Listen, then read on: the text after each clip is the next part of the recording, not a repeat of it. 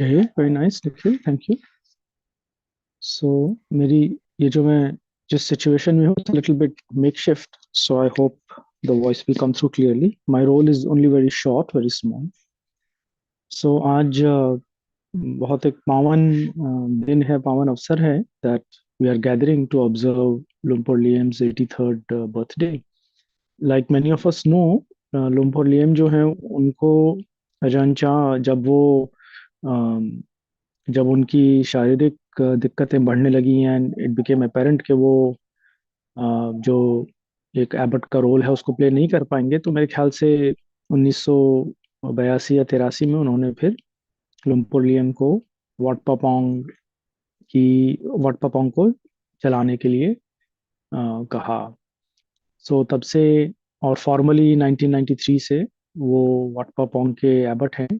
और उस पॉइंट से, उस दृष्टिकोण से, वो जो जिसको हम अजानचा संघ कहते हैं, उस उसको जो संघ है वो उनको अपना एक तरीके से स्पिरिचुअल लीडर, स्पिरिचुअल गाइड मानता है।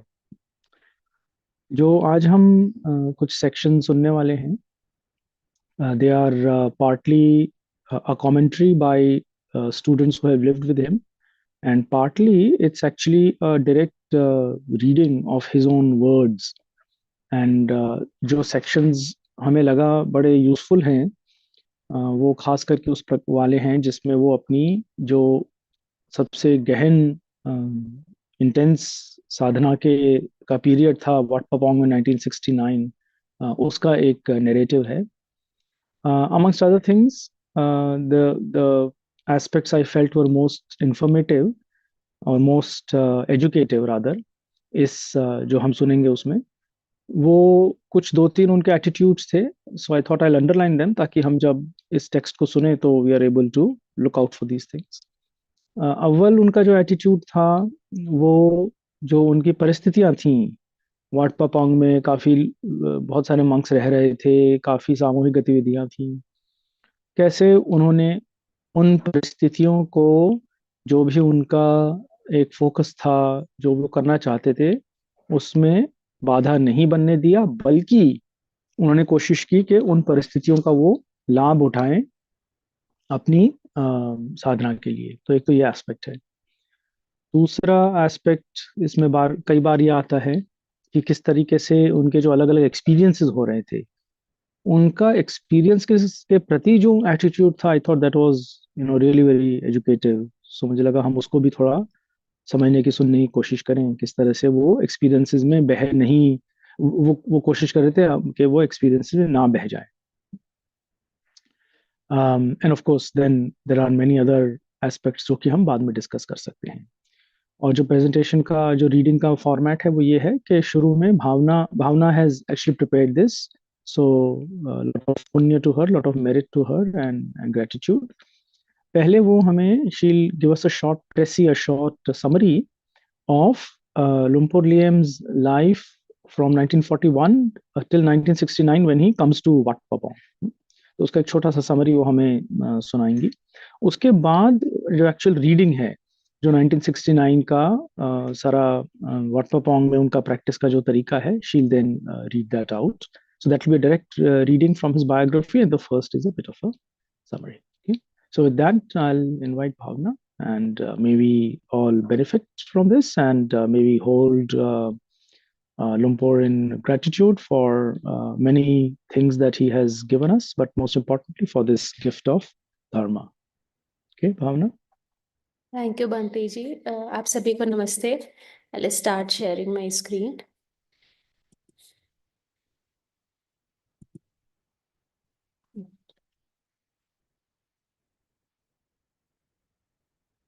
आई hope my screen is visible.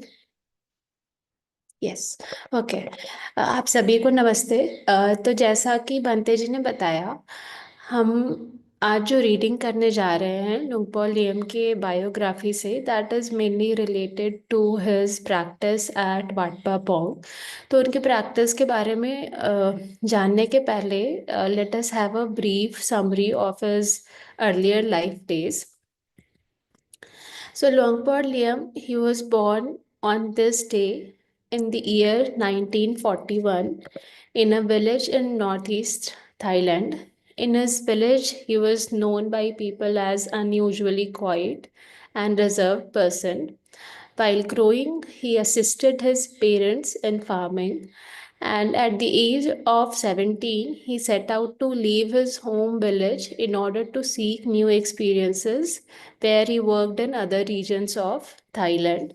And after 2 years, when he returned home, he did not take up farming, which he used to do in the initial days, and he decided to go forth as a novice at the age of 19. His intention when he decided to go forth as a novice was to spend a year of preparation for the commitment to fully become a bhikkhu at age 20. And for this, he entered the village monastery of his home village, Wat Ban Khok Chan.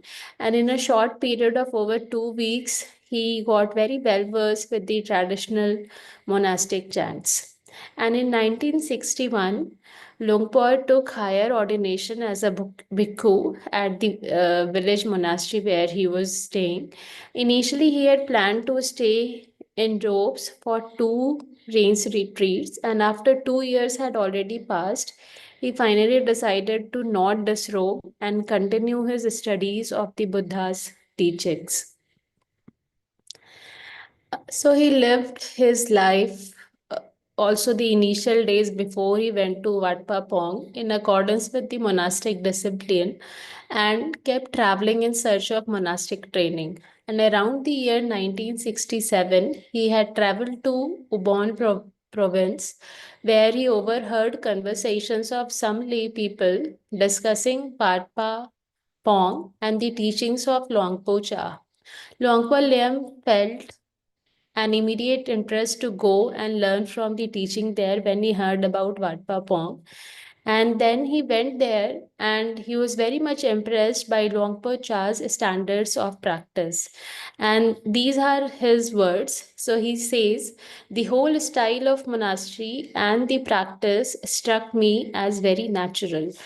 So, with the profound impact on him, he went back to get permission from his former teacher to live and train uh, sorry as in after his initial visit to Wat Pa Pong, he went back to his monastery. He got a formal letter of recommendation from there, and then he arrived at Wat Pa Pong in July 1969, and there he was admitted by Luangpo Cha after the initial period of observation. So that was a brief about his initial days. Now we are going to have the reading from his biography, which will be related to Logpor Lim's practice at Pat Papong.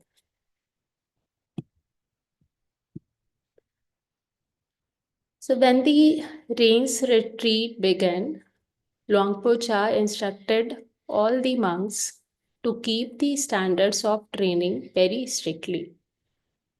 This meant to put full effort into sitting and walking meditation. Luangpo Cha expected every activity in the monastery to be done quietly with a sense of care and with respect for the fact that everyone must work together harmoniously. There was no place for selfishness or competitiveness. Longpur, already being of gentle, reserved, and quiet nature, felt that the peaceful, simple, and orderly routine he experienced in Wat Pa Pong supported the aspiration he upheld for his practice even more. And when we'll be going through the readings, there will be some content in italics. So those are Lungpo Lim's own words. So here he says, I was merely interested in training myself at all times. When the time came for the monks to determine to spend the rains retreat in Wat Pa Pong, Luangpo Cha asked everyone to be really motivated in the practice. That year, if I remember correctly, there were 47 monks in Wat Pa Pong, but I didn't actually know any of them. because I reckoned that each monk would eventually have to train and maintain his practice by himself. So I was only interested in the standards of practice and routines that genuinely concerned myself. At the time when Luangpur arrived in Wat Pong, life in rural northeast Thailand was still quite simple. Many modern developments had not reached the monastery yet. Luangpur relates, I did not have any belongings or requisites, only the bare necessities. Anything extra would be communal property. At most, I had candles and matches for use at night, enough for some light for practicing sitting or walking meditation, or for going to the toilet. You would use a candle to light the way. Even there weren't even proper umbrellas in those days. Only paper umbrellas made in Chiang Mai, which were given out one day. If you used these paper umbrellas in the rain, they gradually fell apart because the glue dissolved. You had to look after them and dry them in the sun after use. They were just about good enough to get through one rain's retreat without too much difficulty. I tried to look after mine well because Longpo had given it to me. I was very careful with it because I did not want to have to ask Longpo for a new one. It was good enough for one rainy season, although it actually did not really ward off the rain, only around the head. Down below one would get wet all the same.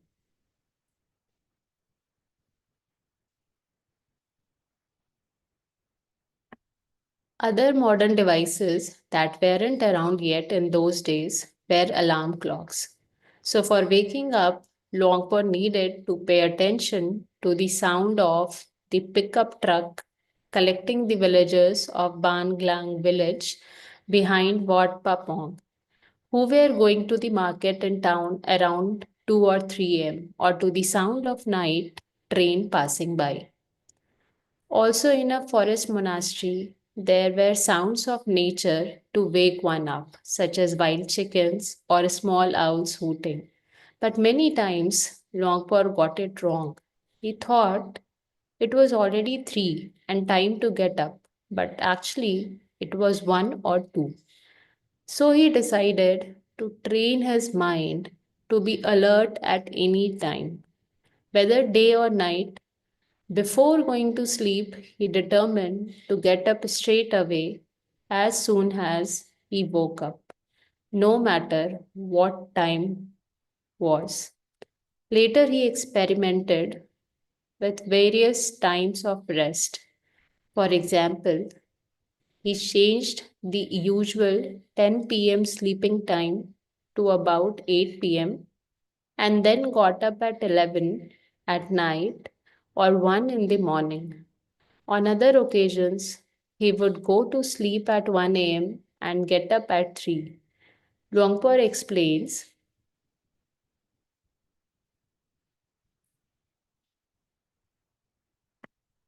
this kind of exercise is done in order to get familiar with how the body rests and not to indulge in the pleasant feeling of sleep. And it trains a sense of wakefulness and alertness in one's practice. Getting up early, Luangpur oftentimes arrived before anyone else in the main meditation hall.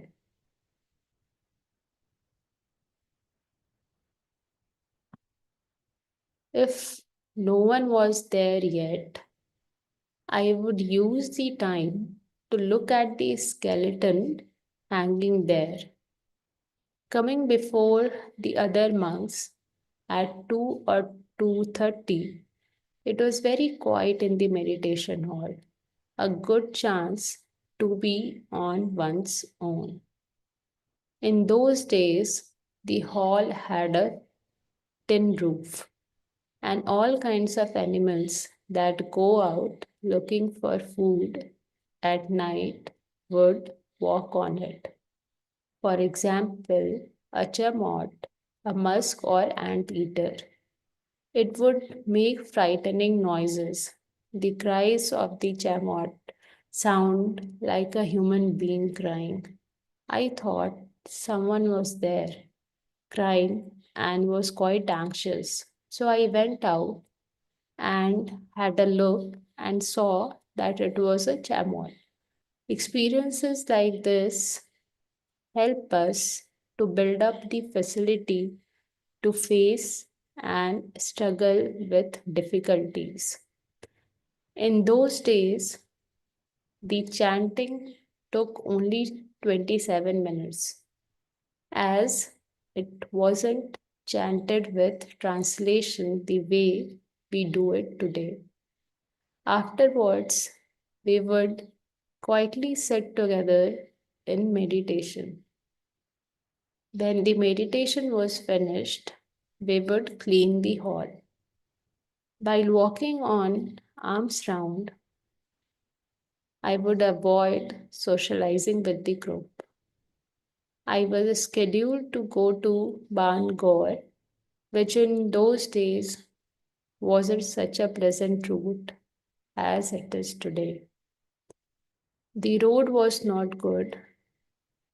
It was full of mud, cow, and buffalo dung.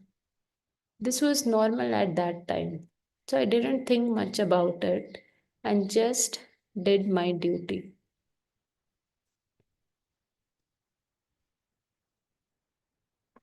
Walking through the mud was a good test to see the reactions of my mind.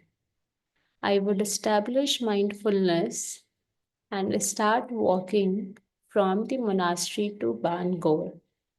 I did not think about the past or the future and just stayed with the experience of awareness.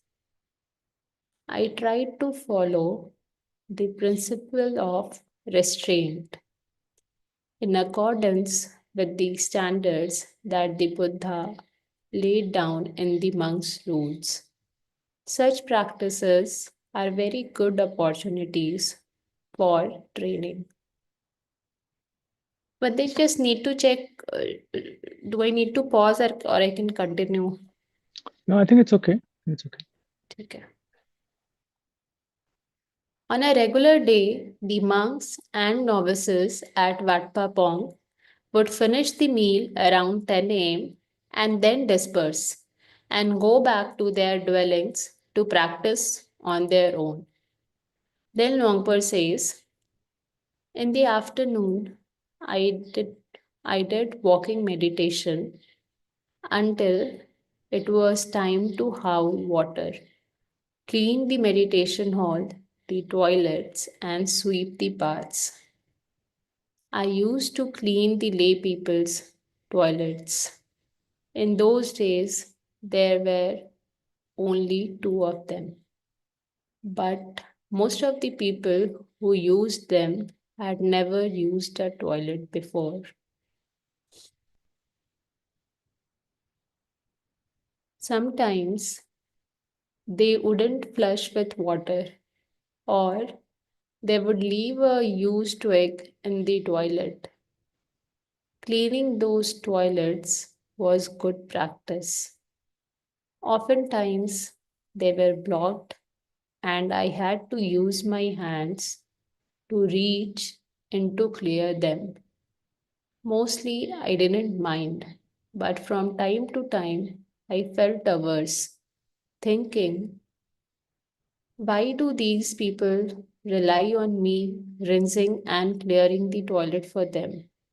When the water ran out, one had to haul it from the well. Two people were needed to carry the water. There was no cart. Regarding the meal practices, Luangpol developed the habit of eating little and was often finished before the other monks. Luangpol relates, eating a lot makes us prone to the hindrances in meditation. We feel drowsy and sluggish. So, we eat simply for the sake of maintaining our lives from day to day. No more than that. In this way, we will physically feel light and agile, and our bodies will move swiftly and quickly. On the days when there were laxative fruits available in the afternoon, I wasn't interested. These things cause a lot of inconveniences because at night one will have to run to the toilet.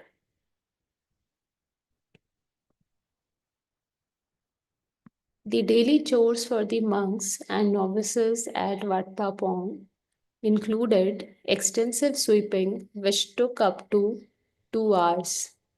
At 4 p.m., a bell called everyone together for meditation. Longpur and a monk named Ajahn Mahasamran were always there ahead of time. After the sitting ended, Longpur didn't go anywhere else but returned directly to his hut. He barely wanted to see Longpo Cha.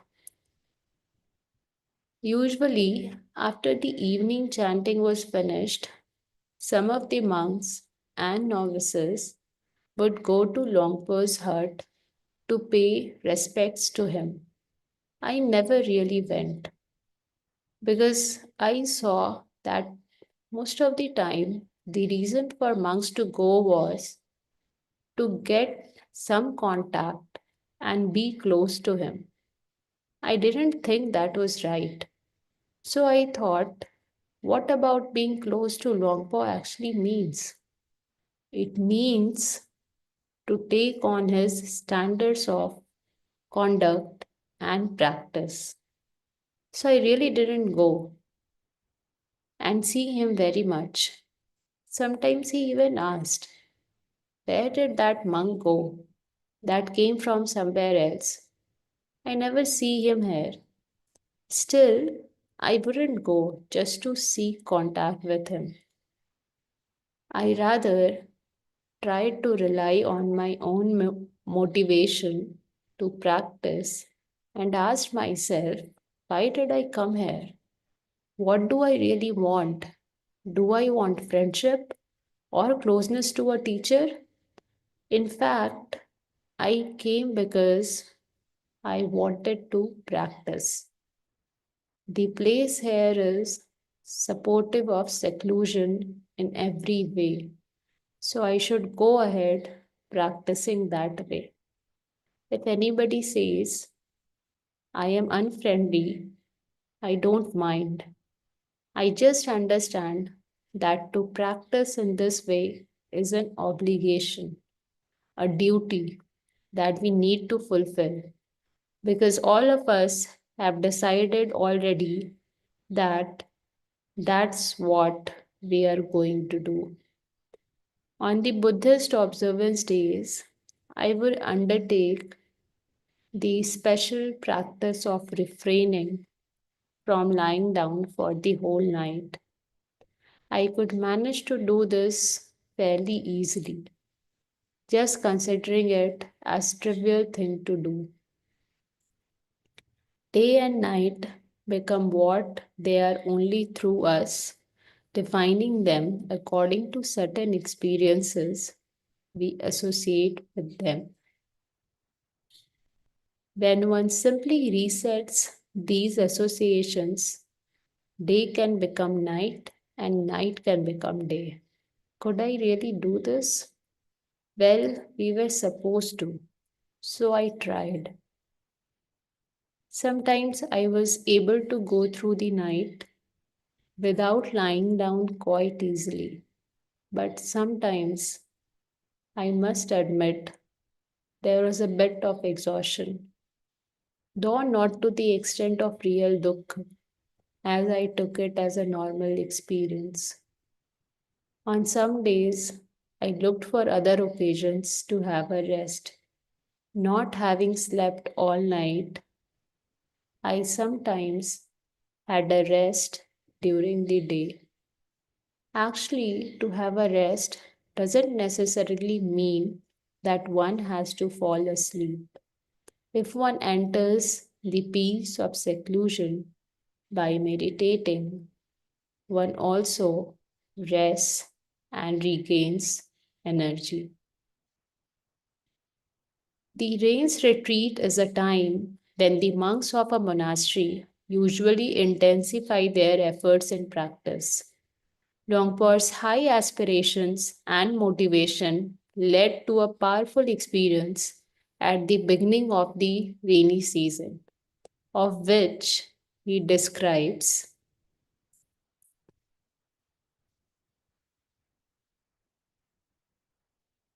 I experienced something stranger than anything I had ever experienced before. From the beginning of the rains retreat on up to the second month, I felt great confidence in the practice. There was no decline, no thoughts of discouragement at all in my practice. There were a few experiences of the mind getting involved with desires or defilements, but I could revert to contemplating the unbeautiful aspects of the body, taking either my own body or another person's body as an object of investigation, seeing it as something filthy and unworthy of craving and attachment. For example, I could see it as a skeleton, perhaps one that is walking about, or I could see the internal organs of a person cut up in pieces and taken apart. These things are rather disgusting and unbeautiful. I stared at the skeleton hanging in the meditation hall in a way that gives insight into the nature of material components of the body. I use the mental image of a skeleton as an object of contemplation. I would come up when sitting in meditation, a skeleton would appear, or after looking at corpses, visions of dead people, which triggered the reflection that likewise oneself will be the same.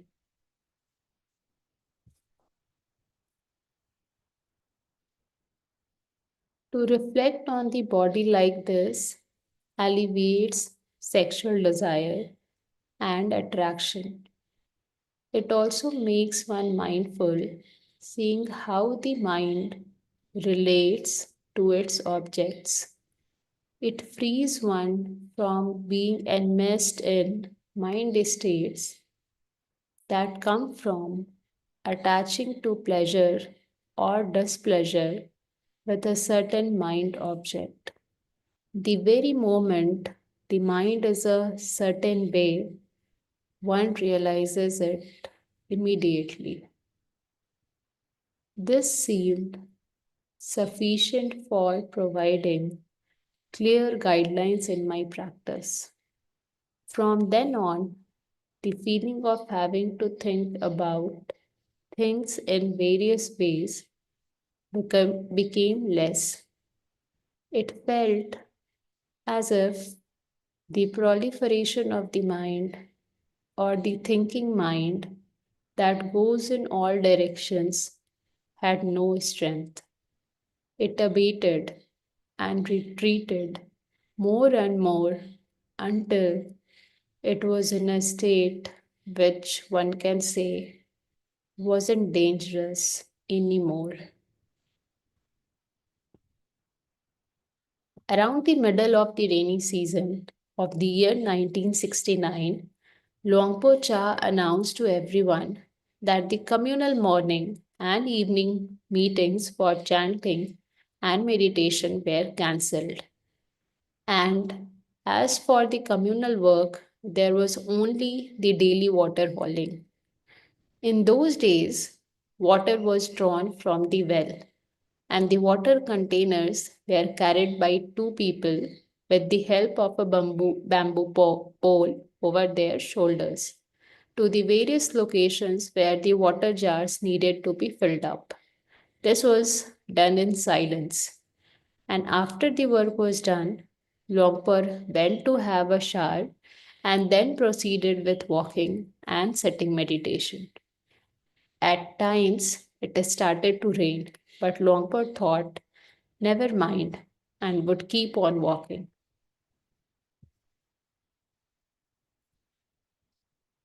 Longpur says, if it rains, it rains. If I get wet, I get wet. So be it.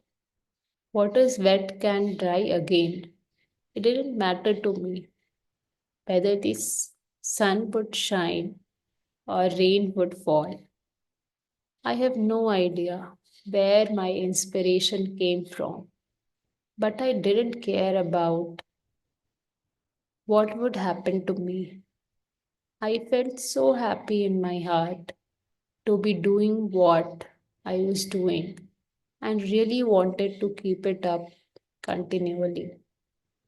It didn't cross my mind that there could be obstacles like feelings of doubts or discouragement. During this phase of practice, another change occurred. This change, speaking in proper scholarly terms, might be described as the experience of Vipassana Upkilesha, experiences which defile insight. I had a feeling of bliss and bright radiance within myself, lasting days and nights. The brightness was not like the light from the sun or from any other source of light, but it was something felt inside that has those same radiant qualities. I didn't get carried away with it, thinking that I was something special. I merely saw what was happening as an experience within the practice, happening in and of itself. I determined to be mindful and to not get lost identifying myself with being this or that. If one harbors such feelings of self importance, one is almost sure to go crazy from such an experience. This is what happens to some practitioners at this stage. They often start feeling special and superior to others, seeing everybody else as inferior to themselves. So I was determined to have mindfulness and awareness and not get involved with feelings of wanting and giving things personal importance. I was constantly telling myself experiences like this having arisen must cease. I kept this in mind and focused on what I was experiencing day and night. The issue of getting carried away with oneself can easily happen. The Buddha even gave it a name. defilements of insight, Vipassana Upagadesha. All this occurs within the context of Vipassana, insight meditation. It seems like when one enters the realm of Vipassana, one has to also enter the realm of Vipassana. That's the way things happen. But I didn't get lost or deluded. I didn't get carried away with myself. All I saw was a situation of arising, existence, and change. Most of the time, when I sat down meditating, I didn't sit all that long. During this phase, I sat for only a bit more than an hour. This seemed to be conducive for my body, and I never had any physical problems, no pains or other frustrating symptoms. Not having health issues, one can practice with ease. I continued doing the communal chores, but kept to myself while doing the work, looking at my own mind, my own feelings.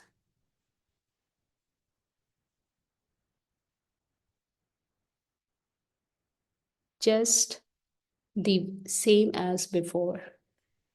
I was consciously aware of myself, observing and trying to watch myself, not only when I was awake, but also when sleeping. On September 9th, at around 10 p.m., Longfor experienced an immense transformation in his mind.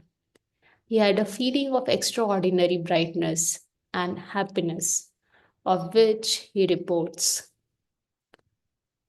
It is impossible to describe this kind of happiness to someone else. It is impossible to make someone else know and understand it. It isn't the happiness of getting things according to one's wishes, and it isn't the happiness that comes when things are agreeable. It's the kind of happiness that goes beyond these two. Walking is happiness, sitting is happiness, standing is happiness, and lying down is happiness. There is the experience of delight and joy all the time. Furthermore, one is able to uphold the knowledge in one's mind that that this happiness arises completely by itself and eventually will vanish by itself. Both sukh and dukh in an experience like this are still entirely impermanent states. On the 10th, the mind became utterly peaceful, not at all exhausted, tired, or sleepy, but filled with clarity, radiance, and coolness, imbued with various kinds of delight and rapture. This experience lasted completely without reference to time. It was truly a kaliko, timeless. The same feeling continued on through all the four postures. Eventually, I asked myself, what is this? And the answer was a mode of the mind. It is like this in itself. Eventually, on the evening of the 10th, something that Longpor hadn't experienced before took place. Feelings of weariness, frustration, and fatigue took over. When he sat or walked, he felt sleepy. Even when he got up after having rested, the tiredness remained. In each posture, he felt completely exhausted. It got to the point where he fell asleep while he was doing walking meditation and ran into some thorns. His whole face became scratched and sore. At least the sleepiness will be gone now, Longpur thought. But the fatigue continued to remain as strong as before. Still, he endured, telling himself that it is natural to face obstacles in the practice, which to some extent everybody needs to pass. With these reflections in mind, he understood that he needed to look at this tiredness that previously hadn't been present. After all, this fatigue just arose, so it was impermanent too. Using this insight, he attempted to maintain awareness of the sleepiness.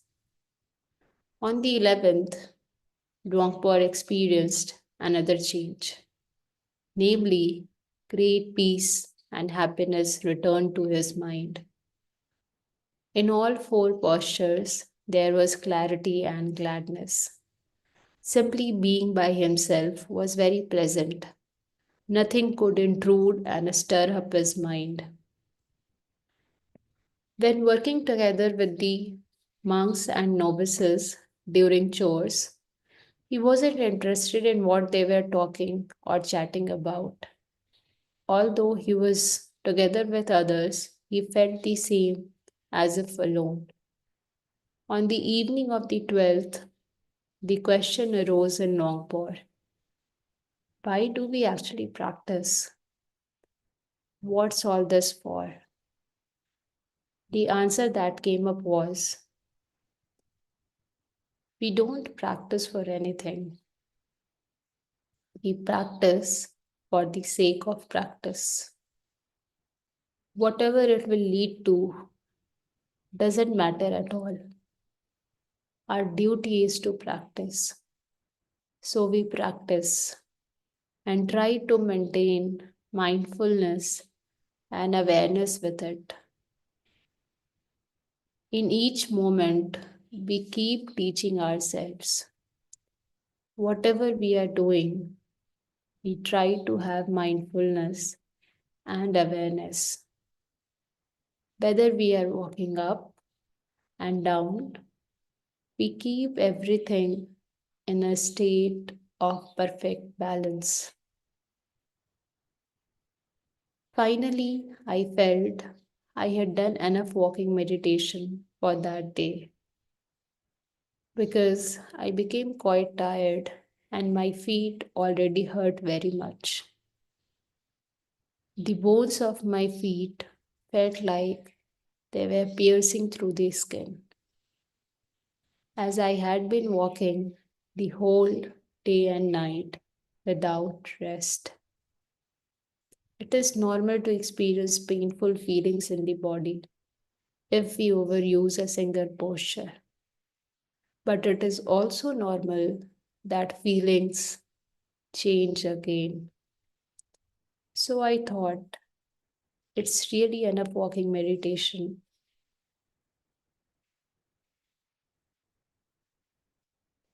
For today, I went up to my hut, put on my robe with the right shoulder open and the outer robe folded over the left shoulder, sat down facing west, the same direction as Longpo Cha's kuti, thought of my teacher, and started meditating.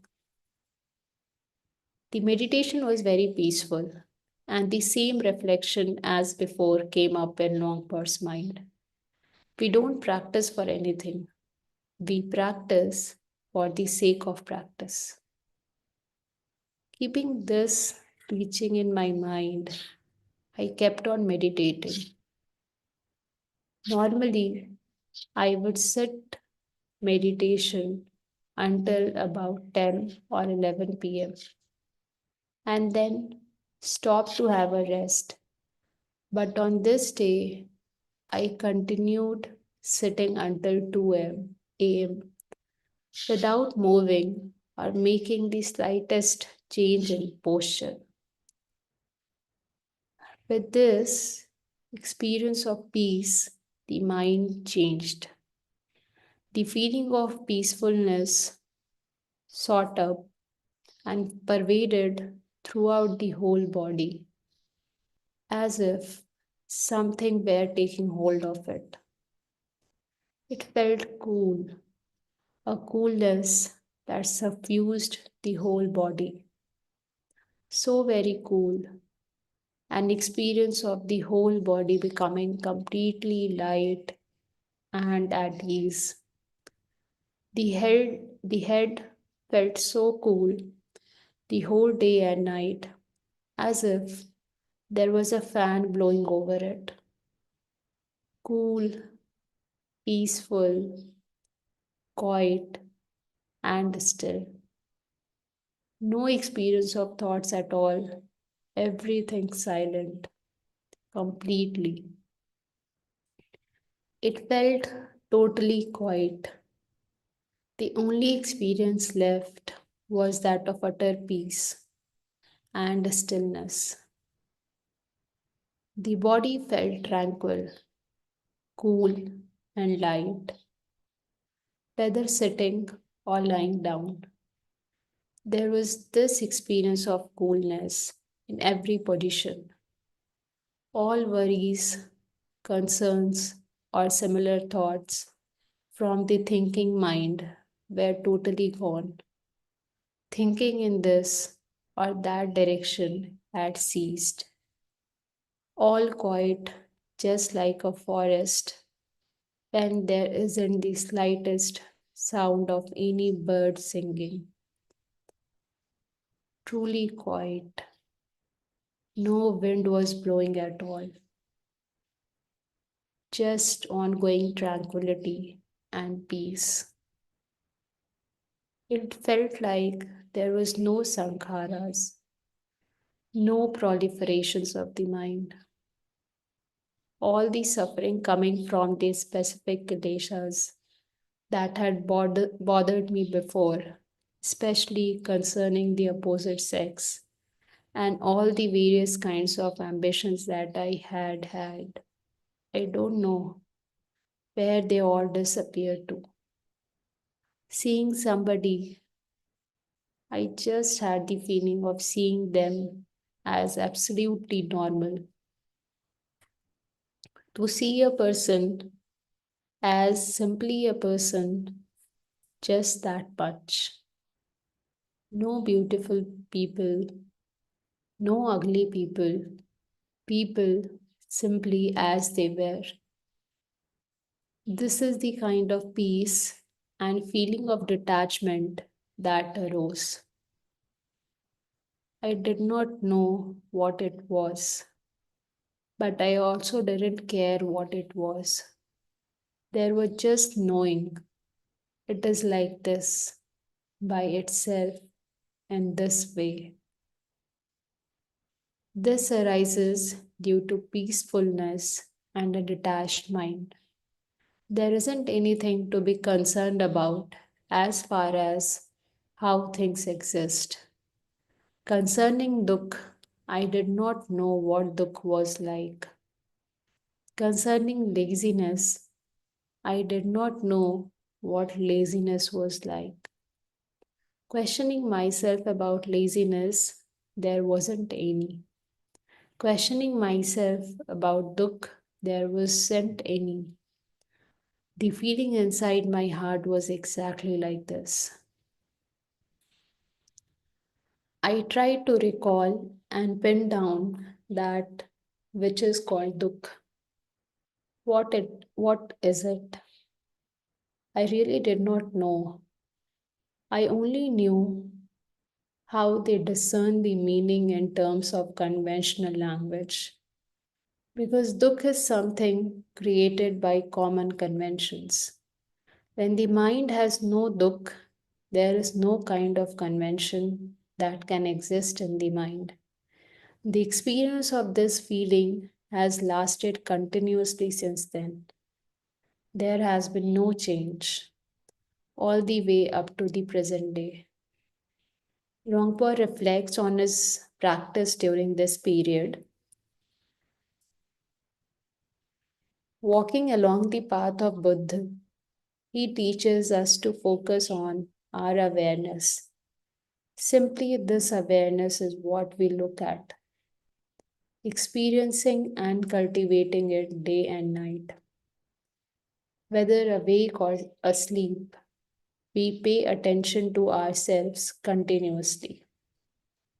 Being in this mode indeed enables us to truly see, just as it expressed in this saying, observe and discover, tell what is what, and use things skillfully. This expresses what virtue, meditation, and wisdom are all about. One should make these qualities become automatic, become synonyms of each other without the need to distinguish between them. If there is nothing but the experience of a complete maturing of these three, this will naturally give rise to right view and right understanding, which brings about peace and seclusion. When one experiences peace, seclusion comes naturally, and this sense of detachment gives rise to a complete cooling down. Regarding conditioned phenomena and the physical world, these are merely external things. They are the manifestations of the elements and follow the laws of nature in their way. Yes, that is all about his practice at Wat Papong. I'll stop here. Um, so वो जो reading थी उसमें towards the end there was a line which says the experience of this feeling has lasted continuously since then. There has been no change all the way up to the present day. Does that mean he has attained at least the stream entry level? I mean I think मैं इसको जिस तरीके से समझता हूँ वो ये है कि वो डिस्क्राइब कर रहे हैं उनकी मनोस्थिति क्या है। और हमें स्क्रिप्चरली पता है कि जो विभिन्न स्टेजेस हैं वो कैसे डिस्क्राइब किए जाते हैं। So I think we can draw a conclusion. That's as much as is appropriate for me to say. यदि मेरे में दुख का भाव नहीं जाग रहा है जैसे वो बता रहे हैं, तो वो अपने आप में मुझे कुछ बताता है।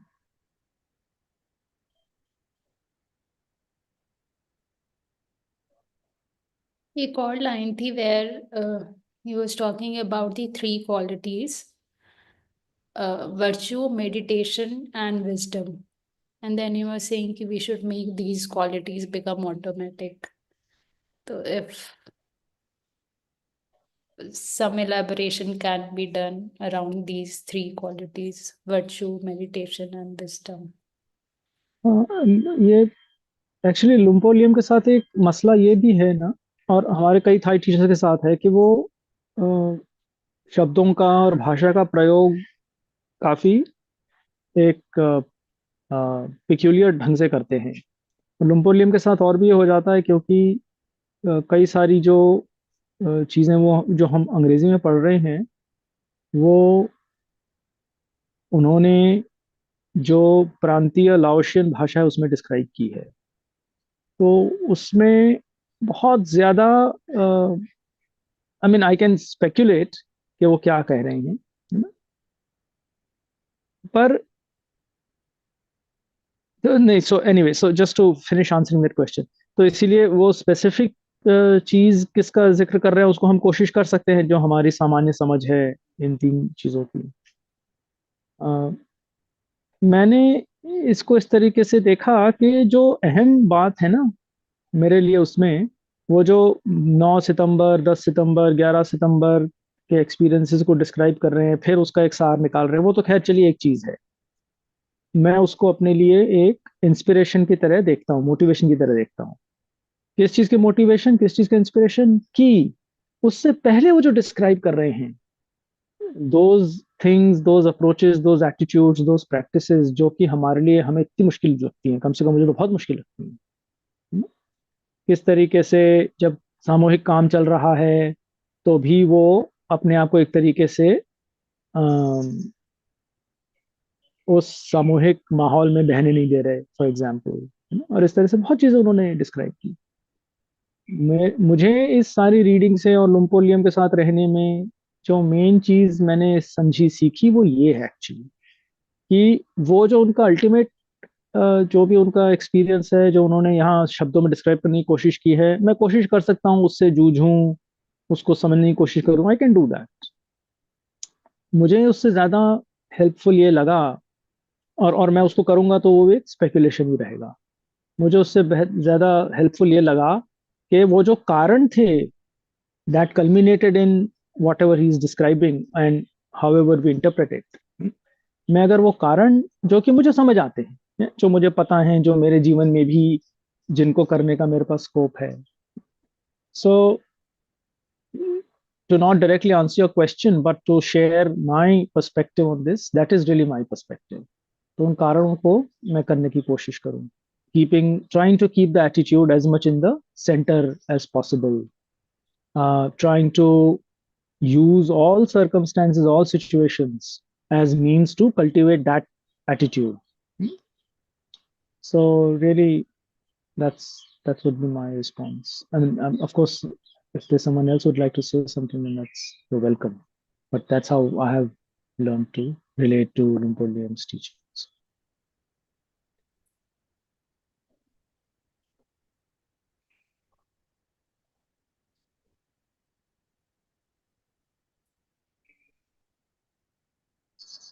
थैंक यू बंदे जी।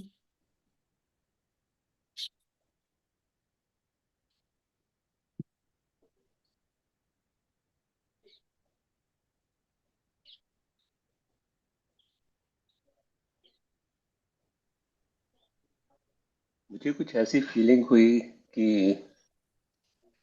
Lumpalium was probably born to practice. It came so naturally to him, and perhaps whatever has been read out, because it has been read out very beautifully already, uh, indicates, at least to me, that he probably carried a lot of armies with him. Just my observation. जी सुरेन जी, बिल्कुल। मुझे भी ऐसा ही लगता है। अब जैसे जब हम उन गांव में जाते हैं, unfortunately I had a chance to actually live there, जहाँ पे ये सारा प्रकरण बता रहे हैं वो, तो वहां भी वो लोग ये बताते हैं कि यार ये तो आप लोग आज कह रहे हो, इस प्रकार का इनका जो एटीट्यूड था, लहजा था, तो शुरू से ही था। He was never so engaged with things. So to that extent, you're absolutely right. Obviously, वो तो कुछ पास्ट एफर्ट प्रैक्टिसेस का वो है। But you see the point is कि हमें पता है through the teachings, through the Buddhas teachings, कि वो एफर्ट्स प्रैक्टिसेस क्या हैं, है ना?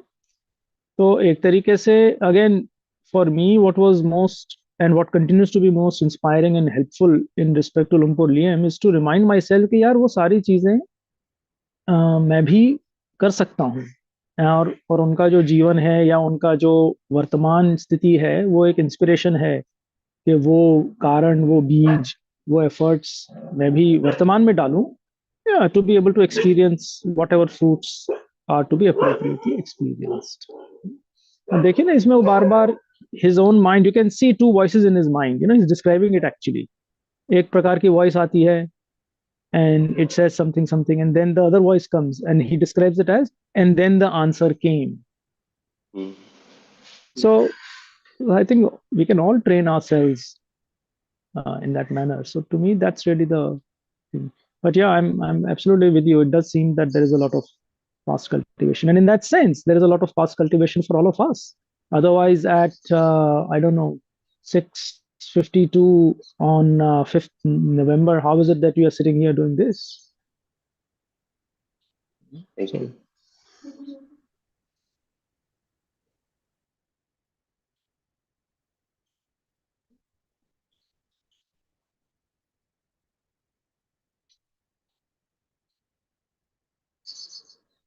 Regarding the common question which Bhavna asked, since we have been involved in studying it in a formal manner, these three words which you said, which are written there as virtue, meditation, and wisdom, essentially are Shil, Samadhi, and Anya. That's a very simple equivalents of them in the formal language. And the detailed experience which we culminated and is continuing now will in the formal language of the scripture be defined as unshakable cheto vibhakti. That is not shaken, freedom of the mind which has not been shaken for so long. Just translating it in formal language so that you can derive appropriate inputs.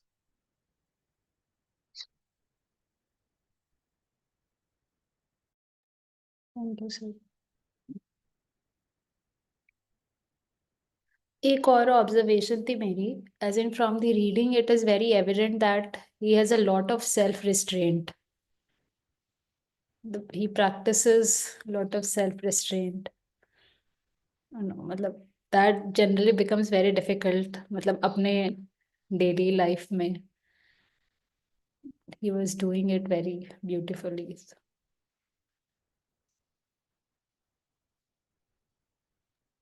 You have to meet him to see that it is true. He's likely to come in February next year, so you can keep that as a target to meet him.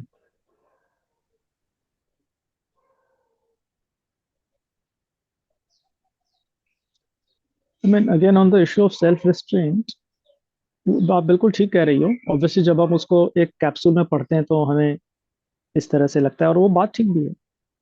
But again I think जो उसके causes हैं, इसी I mean did the how did the self restraint come about, it's not something magical, it's not descended from heaven so to say। और उसकी जो भूमिका है, उसके जो कॉजेज हैं, उसके जो प्रिलिमिनरी एटीट्यूड्स और एफर्ट्स हैं, वो यहाँ पे दिए हुए हैं। So I think again just bringing it back to myself, जब भी मैं उनके बारे में या तो स्मरण करता हूँ या पढ़ता हूँ, या you know when we listen to something from him, that's really the thing that helps me, कि अगर वो चीजें जो वो करते आए हैं, जो उन्होंने यहाँ डिस्क्राइब किया है, या वो एटीट्यूड्स जो उन्होंने रखे हैं, मैं वो कोशिश करूं, या then the same fruits can be experienced. So it's of course difficult, but in his thing he just keeps coming back to it again and again.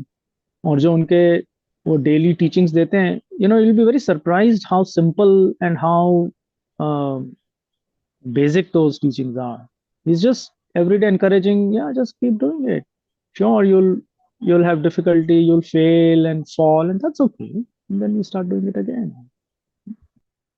That's really the key there. Restraint वाले teachings, और जिस पे बहुत बल देते हैं इस duties, है ना, जो जो मेरी वर्तमान परिस्थितियां हैं उसमें जो मेरी ड्यूटीज है उनको मैं निभाऊं। एंड दैट इज देन माई साधना. आपने देखा ना कैसे उन्होंने डिस्क्राइब किया, क्लीनिंग टॉयलेट्स और स्वीपिंग और वट एवर, है ना. उनकी परिस्थिति में दोज वर द ड्यूटीज. हम सबकी परिस्थितियों में हमारी अपनी अपनी ड्यूटीज हैं. तो उन ड्यूटीज को उस एटीट्यूड से करें जो उन्होंने यहाँ हमें बताया. Not getting carried away with the content of that situation. Yeah, then restraint comes about. That is in fact restraint actually.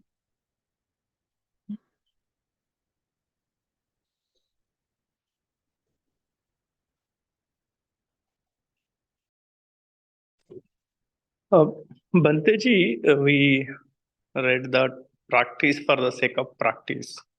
So bring that to the layman application point of view, because we practice to take out some of the day-to-day issues, challenges, what we go through it. How do we really relate that practice for the sake of practice here in that case? I'll share with you what I understand, and then I'll invite Dharsab to also share any specific uh, uh, anything that I may miss. As I understand, he is using that.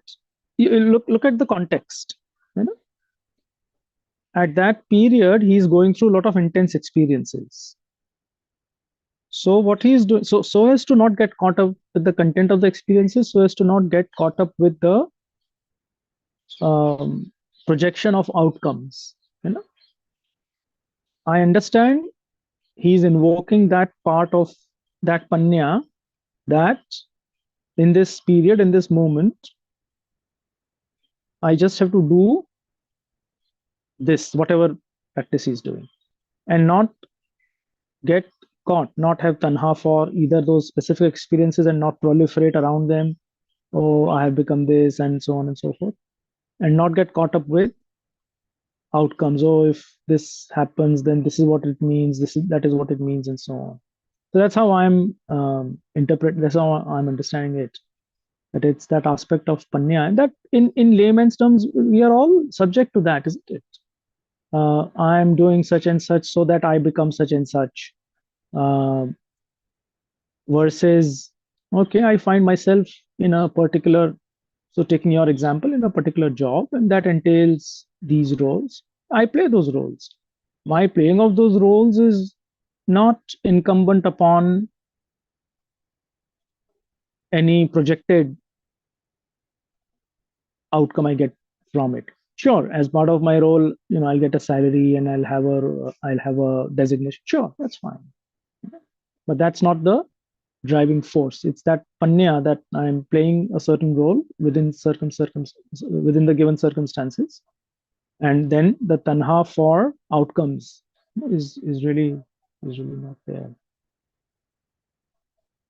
So that's how I would bring it to what it means for us as in our day-to-day lives.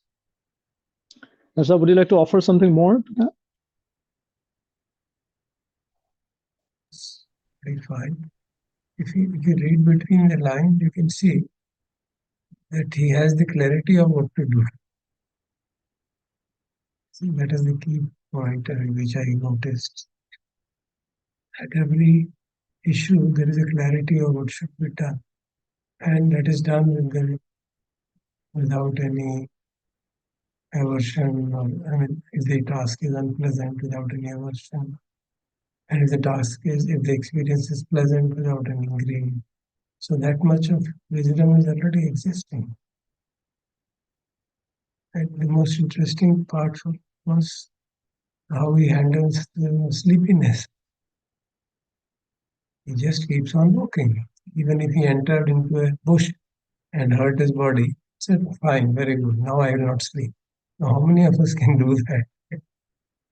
That shows he's clear that practice means I don't have to give up. It's arising of the defilement, arising of the nivarana. So when there is a nivarana, he knows what is the way out of it, and he does that. Come what may. So when we say practice for the sake of practice, it presumes you have the clarity about the practices. No, that's the Dhamma Patipada. If you use the Buddha's words, you are practicing according to Dhamma because Dhamma is totally clear to you. That's but many times we just keep on doing whatever feels convenient, and we keep on doing that, and think we are just practicing. So there's a difference which should not be misunderstood.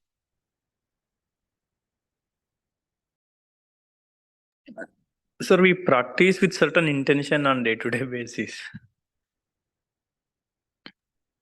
Yeah, Yeah. certainly. Hmm.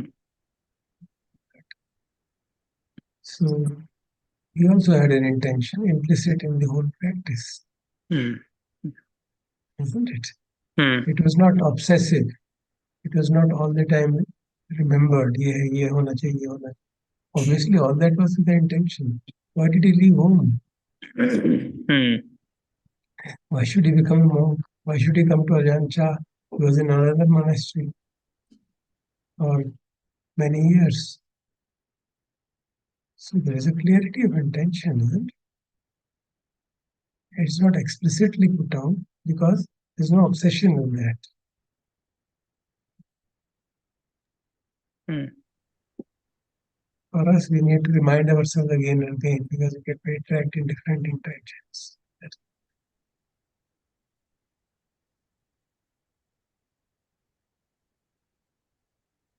If we refer back to Buddha's teaching, we can say it again and again being outlined.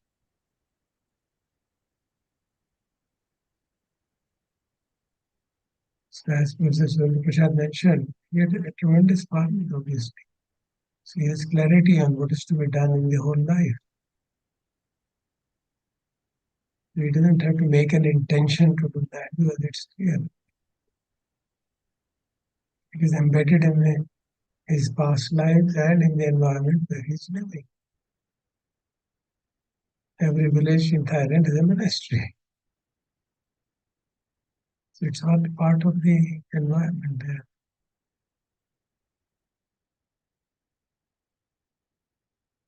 That's how I look at it.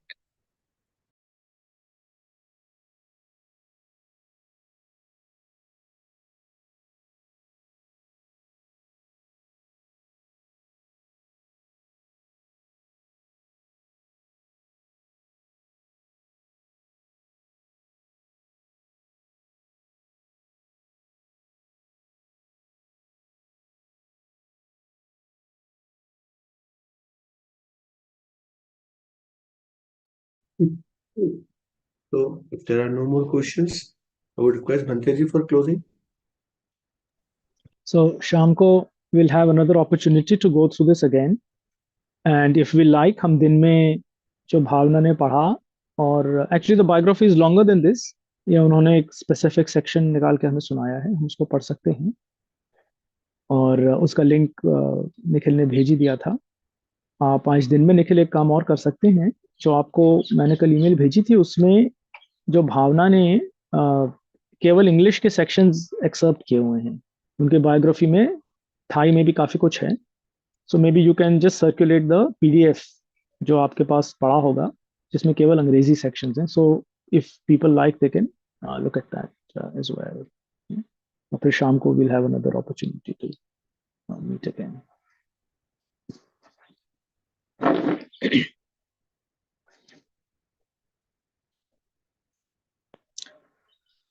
आरहं सम्मा संबुद्धो भगवान् बुद्धं भगवन्तं अभिवादयामि. साक्षातो भगवता धम्मो धम्मं नमस्सामि. सुपटिपन्नो भगवतो सावक संघो संघं नमामि.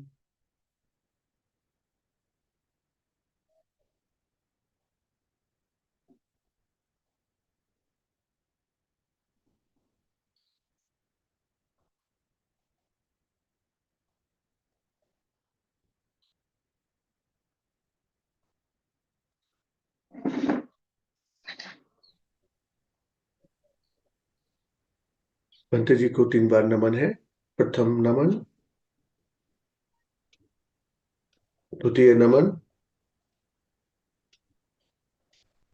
तृतीय नमन।